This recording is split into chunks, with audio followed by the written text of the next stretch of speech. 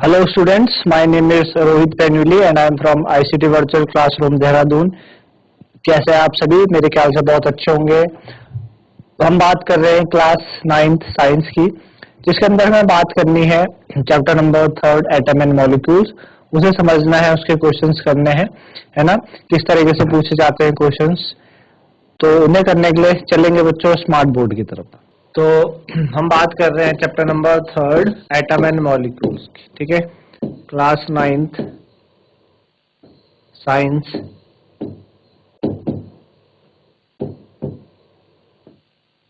Class 9th साइंस, ठीक। Chapter number 3 atom and molecules, atom and molecules.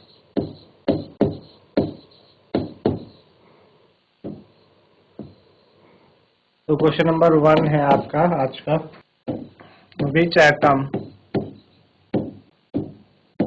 which has more number of atom, which has more number of atom, 1000 gram of sodium,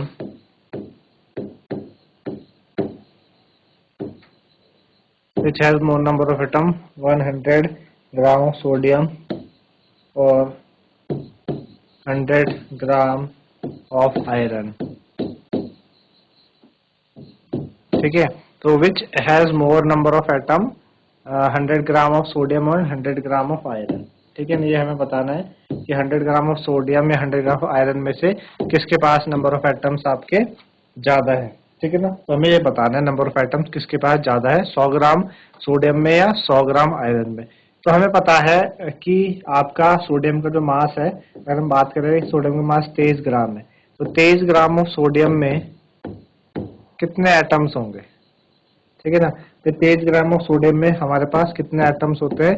6.022 into 10⁻23 atoms होते हैं, है ना? 1 मोल में इतने atoms molecules ion, यानी 23 gram sodium में इतने आपके क्या है, इतने एटम्स है। 1 ग्राम की हम बात करेंगे, 1 ग्राम सोडियम में कितने एटम्स हो जाएंगे? 1 ग्राम सोडियम में आपके पास कितने एटम हो जाएंगे? 1 ग्राम सोडियम में आपके पास 6.022 इंटू 10⁻23 अपॉन 23 एटम्स हो जाएंगे। हमें 100 ग्राम की बात करनी है, तो 100 ग्राम में आप निकाल लो, ठीक है ना? 100 ग्राम में निकाल लो, तो 100 ग्राम में कितना जाएंगे? 1 ग्राम में इतना है, तो 100 gram of sodium, 100 gram of sodium, 100 gram of sodium is equal to what?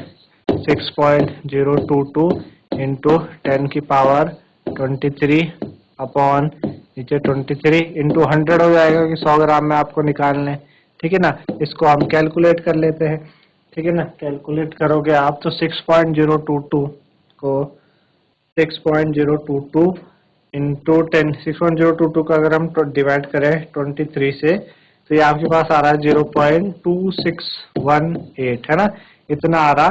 Into आप देखोगे 10⁻23 और 2 25 हो जाएगा, है ना? इसको स्टैंडर्ड फॉर्म में ले आओ, इधर ले आओ, तो ये जाएगा 2.618 इंटू 10 की पावर। आप जब राइट की तरफ चलते हैं तो एक्सपोनेंट क्या होता है, डिक्रीज होता है, तो 24 हो जाएगा। तो इतने एटम है 100 ग्राम सोडियम में, इतने एटम है 2.618। अब 100 ग्राम ऑफ आयरन की बात हमें करनी है ना? 100 ग्राम आयरन की बात करनी कि भाई 100 ग्राम आयरन में कितना होता है। तो आयरन का जो हमें मास पता है वो कितना है, 56 ग्राम। आयरन का कितना मास होता है? 56 ग्राम। तो 56 ग्राम ऑफ आयरन, है ना, 56 gram of sodium equal to how many atoms? 6.022 into 10⁻23 atoms होते हैं 56 ग्राम में। तो 1 ग्राम का हम निकाल लेते हैं कि 1 ग्राम of sodium, 1 gram of iron में आपका Fe में कितना हो जाएगा? 6.022 इंटू 10⁻23 डिवाइडेड बाय 56। तो 100 ग्राम में आप निकाल लो, तो 100 ग्राम ऑफ आयरन, है ना, 100 ग्राम ऑफ Fe में कितना हो जाएगा? 6.022 इंटू 10⁻23 अपॉन 56 इंटू 100 से आप क्या कर दो, मल्टीप्लाई कर दो 100 से, है ना? तो आप इसको जब डिवाइड करोगे, ठीक है ना, इसको आप डिवाइड कर लो, तो 6.022 है ना, इंटू 6.022 को आप डिवाइड करो 56 से, तो 0.10 0.1075 इंटू 10⁻23 और 2 25, है ना। तो यहाँ से इधर आ जाएगा, ये चला जाएगा आपके 1.075 इंटू 10 कितना आ जाएगा 24, राइट की तरफ डेसिमल डिक्रीज होता है। तो आप देखो कि आयरन के 100 ग्राम में 1.0 समथिंग है और सोडियम के 1 ग्राम में 2 पॉइंट समथिंग है। जो ज्यादा किसमें, सोडियम में ज्यादा है ना। तो सोडियम में ज्यादा है, तो sodium has more number of atom, sodium has more number of atom.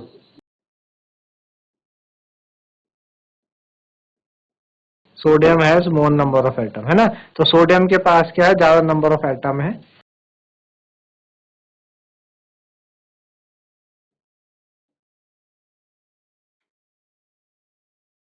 Mole of carbon atom way,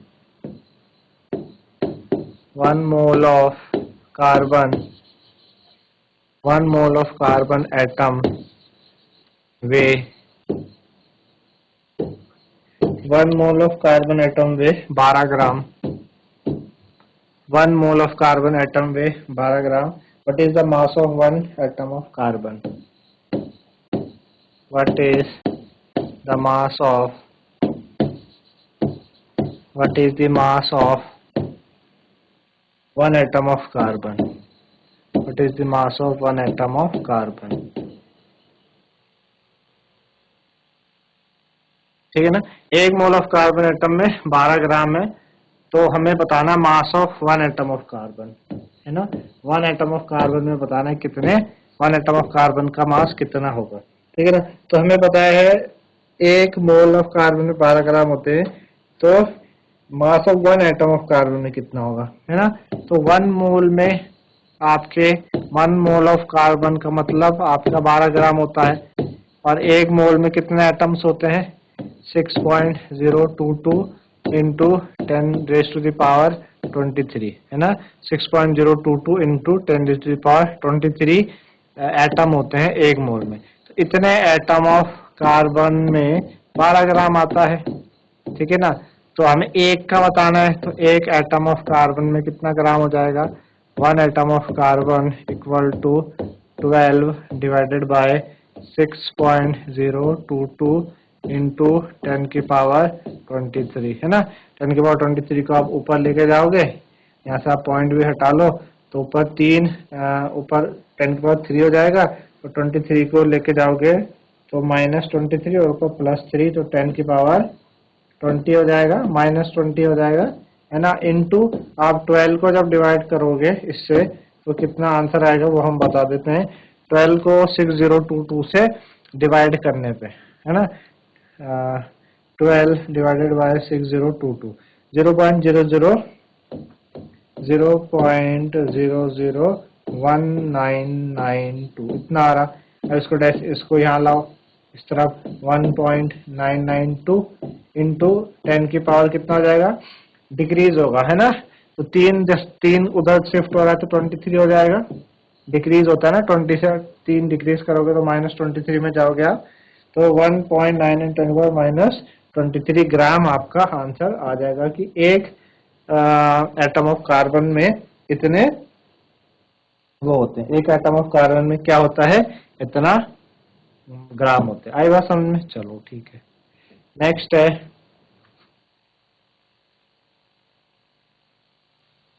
how many atom are present in,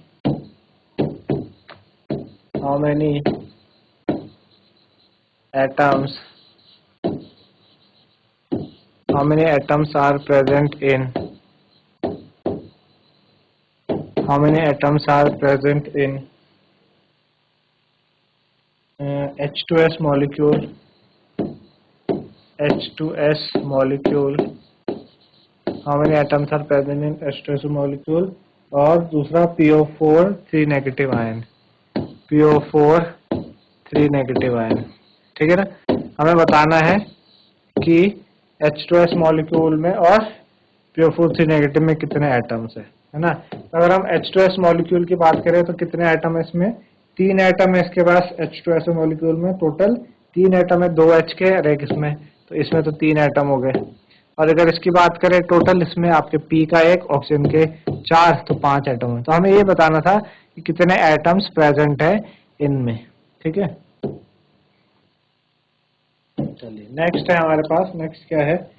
next है calculate formula unit mass. Calculate formula unit mass. Calculate formula unit mass, है ना। Formula unit mass बताना है ZnO का, Na2O का and K2CO3 का, K2CO3 का, है ना। तो हमें फॉर्मूला यूनिट मास बताना है ZnO का, Na2O का और K2CO3 का। कुछ हमें एटॉमिक मास हमें गिवन है, जैसे कि Zn का 65U होता है, ठीक है। Na का 23U, ऑक्सीजन का 16U, है ना। पोटेशियम का होता है 39U, ठीक है। और कार्बन का होता है 12U, ठीक है ना। ये हमें मास दिए हैं, हमें इनका फॉर्मूला यूनिट मास निकालना है। तो सबसे पहले अगर हम बात करें ZnO की, तो Zn का कितना होता है 65 और O कितना होता है आपके पास 16, है ना। 6 5 11 1 6 8 81 हो जाएगा आपके पास, ठीक है ना, 81U।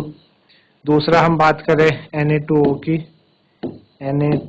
तो Na का 23, तो 23 मल्टीप्लाई बाय 2 प्लस ऑक्सीजन का कितना हो गया 16, तो 46 हो जाएगा, है ना। 46 हो जाएगा आपके पास, 46 23 इंटू 2 46 और प्लस आपके पास 16, है ना। 23 इंटू 2 46 प्लस 16, 6 6 12 का 2 कैरी का 1, 6 6 12 का 2 4 5 6 62U हो जाएगा, है ना। थर्ड आपके पास K2CO3 है, K2CO3, है ना। K का कितना होता है 39 into 2 plus carbon 12 into oxygen का कितना हो गया आपके पास 16, है ना। तो 16 दिया इतना, तो 39 2 जा 2 9 जा 18 का 8, 2 9 जा 18 8 कर लेगा 1 3 2 जा 6 7 78 प्लस 12 और प्लस 16 3 जा कितना हो गया 48, है ना। तो 8 और 8 16, 8 और 2 10, है ना। 6 8 और 2 10 और 18 का 8 क्या लगा 1 4 5 6 6 और 7 13, 138U, है ना। तो 138U आ गया। इस तरीके से आप क्या कर सकते हैं, फॉर्मूला यूनिट मास किसी का भी आप निकाल सकते हैं फॉर्मूला यूनिट मास के हिसाब से, ठीक है ना।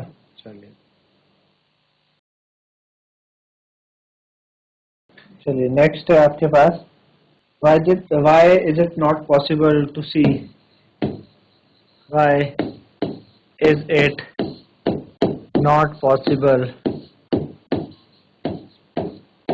why is it not possible to see, why is it not possible to see an atom with naked eyes, an atom with naked eyes।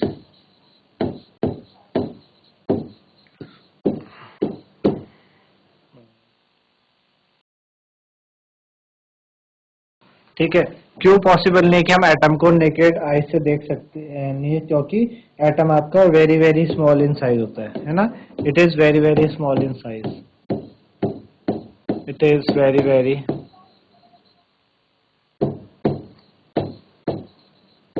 It is very very small in size, ठीक है ना। ये क्या है आपका, बहुत छोटा है, very very small in size, है ना। तो ये पॉसिबल नहीं है कि एटम को, ये ऐसा पॉसिबल नहीं है कि एटम को आप किसी भी नेकेड आइज से देखें। क्यों? क्योंकि क्या है, बहुत ही आपका बहुत छोटा होता है साइज में, very very small in size, ठीक है ना। अगला है आपके पास next, what is the mass of, what is the mass of, what is the mass of, first हमको बताना है 1 mole of nitrogen atom, 1 mole of nitrogen atom,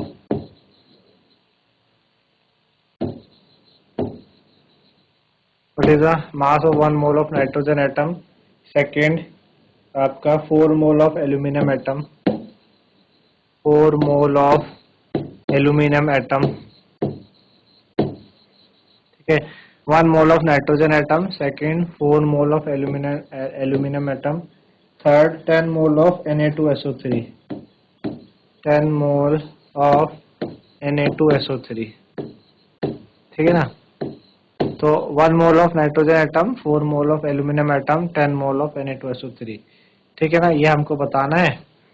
तो सबसे पहले हमें बताना 1 मोल ऑफ नाइट्रोजन एटम में कितने मास होता है। 1 मोल ऑफ नाइट्रोजन एटम का हमें मास बताना है। तो हमें पता है कि 1 मोल में जितना उसका आपका एटॉमिक मास होता है, 1 मोल ऑफ एन एटम में जितना नाइट्रोजन का एटॉमिक मास है उतना उसका एटॉमिक मास होगा। 1 मोल ऑफ नाइट्रोजन एटम में 14 ग्राम होते हैं, ठीक है ना, फर्स्ट हो गया। सेकेंड हमें बताना है 4 mole of aluminium atom, 4 mole of aluminium atom में बताने हैं। 1 मोल ऑफ एल्यूमिनियम में, 1 मोल ऑफ एल्यूमिनियम में आपके 27 ग्राम होते हैं। 1 मोल ऑफ एल्यूमिनियम में 27 ग्राम होते हैं। तो हमें कितना बताना है, 4 मोल में बताना है। 4 मोल ऑफ एल्यूमिनियम में कितना हो जाएंगे, 27 इंटू 4 हो जाएगा, है ना। तो 7 4 28, कैरी लगा 2, 7 4 28 कैरी लगा 4 2 8 और 2 10, 108 ग्राम हो जाएगा, ठीक है ना, 108 ग्राम। थर्ड हमारे पास है, हमारे पास 10 मोल of Na2SO3, 10 mole of Na2SO3, ठीक है ना, 10 मोल ऑफ Na2SO3। तो 1 मोल ऑफ Na2SO3 में पहले Na2SO3 का एटॉमिक मास निकाल लो आप, है ना, मॉलिक्यूलर मास निकाल लो Na2 का, 23 मल्टीप्लाई बाय 2 प्लस सल्फर 32 होता है, ऑक्सीजन का कितना 16 इंटू 3, है ना। तो 23 दूनी 46 हो जाएगा, प्लस 32 और 16 तिया कितना हो जाएगा, 48 हो जाएगा, है ना। तो 8 और 2 10 और 6 16 का 6 के 1 4 4 8 और 4 12, 126 ग्राम, है ना। कितना हो जाएगा, 126 ग्राम। तो हमें 10 मोल में बताना है। 1 मोल में 126 ग्राम होते हैं, है ना। 1 mole of Na2SO3, 1 mole of Na2SO3 equal to what, कितना, 126 ग्राम, ठीक है ना। 1 मोल ऑफ Na2SO3 में होते हैं 126 ग्राम। 1 मोल ऑफ Na2SO3 में 126 ग्राम। हमें 10 मोल के बारे में बताना है कि भाई 10 मोल ऑफ Na2SO3 में क्या बताना है। 10 मोल में हमें बताना है 126 इंटू 10 कितना हो जाएगा, 1260, है ना, 1260 ग्राम हो जाएगा, ठीक है ना, 1260 ग्राम हो जाएगा, ठीक है ना, 1260। आई बात समझ में। 1 मोल ऑफ Na2SO3 में 126 ग्राम है, तो 10 मोल ऑफ Na2SO3 में हो जाएगा आपके पास 1260 ग्राम, है ना। तो इस तरीके से आप क्या कर सकते हैं, इस तरीके के क्वेश्चंस को। चलिए आगे बात करें, convert into mole, convert into mole, mole में कन्वर्ट करना है। फर्स्ट है 12 gram of oxygen gas, 12 gram of oxygen gas. दूसरा आपके है 20 gram of water, 12 gram oxygen gas, 20 gram of water, ठीक है। थर्ड है आपके पास 22 ग्राम of CO2, 22 gram of CO2, है ना। तो चलो पहला 12 ग्राम ऑक्सीजन गैस में कितने मोल, तो 12 ग्राम ऑक्सीजन में, 12 ग्राम ऑक्सीजन में कितने मोल, तो ऑक्सीजन का मास निकाल लो कितना था गैस का, 16 दूनी 32, तो 32 ग्राम of oxygen gas, 12 gram of oxygen gas में क्या क्या हो जाएगा, 12 ग्राम ऑक्सीजन गैस में हो जाएगा आपके पास व्हाट, 12 ग्राम ऑक्सीजन गैस है ना, तो 12 ग्राम ऑक्सीजन गैस में 1 मोल हो जाएगा, ठीक है। 12 ग्राम ऑक्सीजन में 1 मोल, हम 1 ग्राम का निकाल लो पहले। 1 ग्राम of oxygen gas, 1 gram of oxygen gas, तो 12 ग्राम में 1 ग्राम ऑफ ऑक्सीजन गैस में 1/32 हो जाएगा। हमें 12 ग्राम में बताना है, तो 12 gram of oxygen gas equal to 1/32 into 12 mole. इसको कैंसिल कर लो, 4 8 जा 32, 4 3 जा 12, है ना। 3 डिवाइडेड बाई 8 यानी 0.8 3 ज़ा 24, 6 बचेगा, 8 7 ज़ा 56 और 4 8 5 ज़ा 40, 0.375 मोल। ठीक है ना, 0.375। तो 12 ग्राम ऑक्सीजन गैस में 0.375 मोल हो जाएगा। दूसरा क्या था, 20 ग्राम वाटर में बताना है। तो 20 ग्राम वाटर में, वाटर का जो एटॉमिक मास होता है 18 ग्राम, मॉलिक्यूलर मास 18 ग्राम है ना। तो 18 ग्राम of water, 18 gram of water में कितना होता है आपका, 18 ग्राम वाटर में 1 मोल होगा है ना। तो 1 ग्राम का निकाल लो पहले कि भाई 1 ग्राम ऑफ वाटर में कितना होगा। 1 ग्राम ऑफ H2O में कितना हो जाएगा आपके पास, 1/18। हमें किसका बताना है, 20 ग्राम का बताना है, 20 ग्राम ऑफ H2O।